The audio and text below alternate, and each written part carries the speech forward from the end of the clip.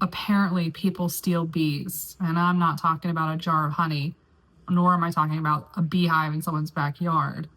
We're talking millions of bees. And somehow this turned into a bee heist investigation. So obviously, I had to turn it into a piece of stained glass. Let's get into it. Before we get into the actual theft, we need to answer the obvious question. Why would anyone steal bees? Well, because it turns out bees can be worth a lot of money. And in California, there's one crop in particular that creates an enormous demand for them: almonds. Every year, almond trees across California need to be pollinated during a relatively short blooming season, and there aren't enough local honeybees to handle it all. So commercial beekeepers do something I genuinely didn't know existed before researching this story.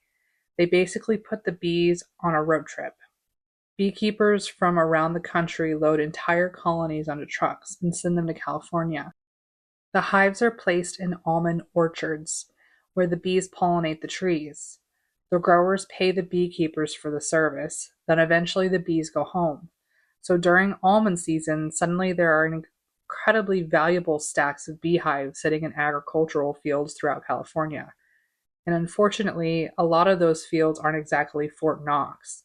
They're rural, they're dark, and they're relatively isolated, which means somebody with the right equipment and enough knowledge about bees could potentially show up at the night, load the hives onto the trailer, and disappear. And that's exactly what started to happen. Okay, so I have this black glass, and obviously I need the black glass for parts of the bee. But this is the only black glass that I have left, so let's just hope that I don't break anything. For years, beekeepers around California started reporting something bizarre. They would arrive at their bee yards, and the entire group of hives were simply gone. Not damaged, not knocked over, gone. And these weren't small losses. For a commercial beekeeper, losing hundreds of hives can be devastating because you're not losing wooden boxes, you're losing the colony living inside. You're losing equipment, you're losing queens, and you're losing all the money those bees would have generated from pollination and the honey production. One beekeeper named Lloyd Caniff had shipped his colonies from Montana to California for almond pollination. Then his bees disappeared. According to Caniff, the thieves took essentially every colony he owned except for one. At 56 years old, he said he basically had to start his business over from scratch. And here's where this stops being a funny story about someone stealing bees, because these weren't hobby hives. For some of these people, this was their livelihood. There is another reason these thefts were strange. You can't exactly throw hundreds of active beehives into back of a Honda Civic. You need equipment, you need transportation, and most importantly, you need to know what you're doing. Investigators believed thieves were moving hives at night, when the bees were less active. They could load them onto flatbed trailers and transport them somewhere else, which meant whoever was doing this wasn't just some random person who woke up one morning and thought, you know what sounds profitable? Grand Theft Bee. They understood bees, and they understood the industry, and they understood exactly when those bees were most valuable. Because during almond pollination season, growers desperately need colonies, and if you had hundreds of hives available, you could rent them out. Except there's one tiny problem when you're trying to rent stolen property. Beekeepers mark their equipment. Hive boxes can have identification numbers, brands, logos, colors, and other markings. So if you're going to steal hundreds of them, you need to make those markings disappear. Just remember that, because it becomes a very important part of the story. By 2017, hive theft had become a serious enough problem that warnings were circulating through the beekeeping industry. Then investigators finally caught a break. On April 28th, authorities investigating stolen hives went to the orchard in Fresno, and there they found a man in a beekeeper's suit, tending to more than 100 beehives. His name was Pavel, a beekeeper from Sacramento area. Investigators determined those hives had been stolen from an orchard in Madera County. But that wasn't the end of it. It was the beginning, because investigators started looking further, and what they were eventually uncover was enormous. Authorities found more hives at additional locations, then stolen equipment, and eventually approximately 2,500 hives were recovered.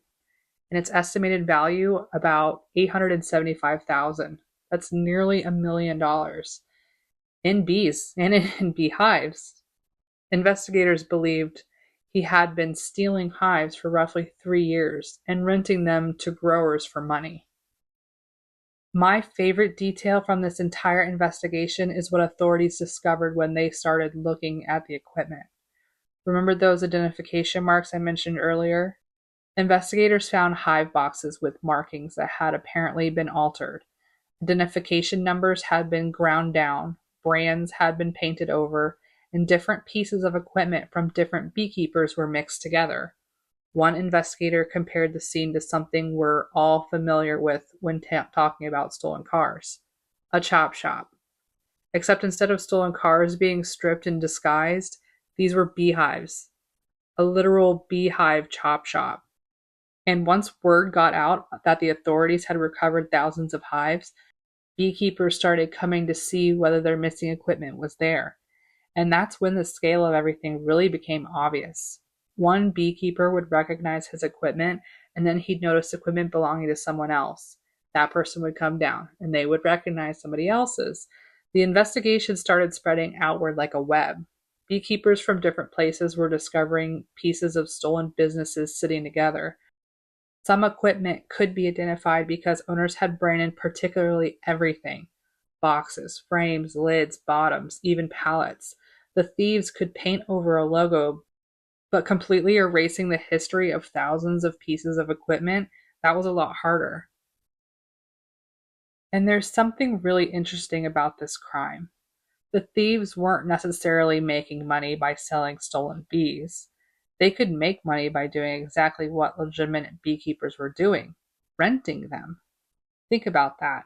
You steal an asset and then you repeatedly charge people to use the asset.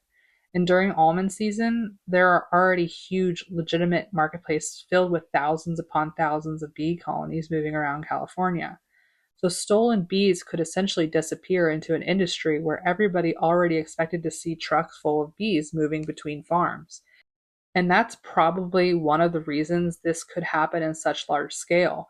A truck carrying beehives in California's Central Valley during pollination season doesn't necessarily look suspicious. It looks like a beekeeper is doing his job. The investigation ultimately involved multiple people and multiple thefts. Years later, in 2021, reporting on the case said one of the men involved was sentenced to 4 years of probation and ordered to pay $13,000 in restitution for his role in thefts involving more than 1,200 hives from 10 different beekeepers. But the larger story exposed something most of us probably never think about. Bee theft is real, and it's potentially incredibly profitable, because to most of us, a wooden box full of bees probably doesn't look like something worth stealing. But to a beekeeper, it's livestock, it's their equipment, and pollination is income. And that's honey. That's years of work keeping colonies happy and healthy. It's business. And when hundreds of those boxes disappear overnight, someone isn't just stealing bees, they're potentially stealing someone's entire livelihood.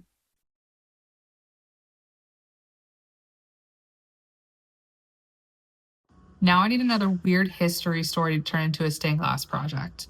If you have any suggestions of the strangest true stories you've ever heard, leave them in the comments below. I will turn them into a stained glass project and I will give you a shout out on the next video. And if weird history and questionable stained glass decisions is something that you might be into, go ahead and subscribe. I got plenty more coming. Thanks for watching.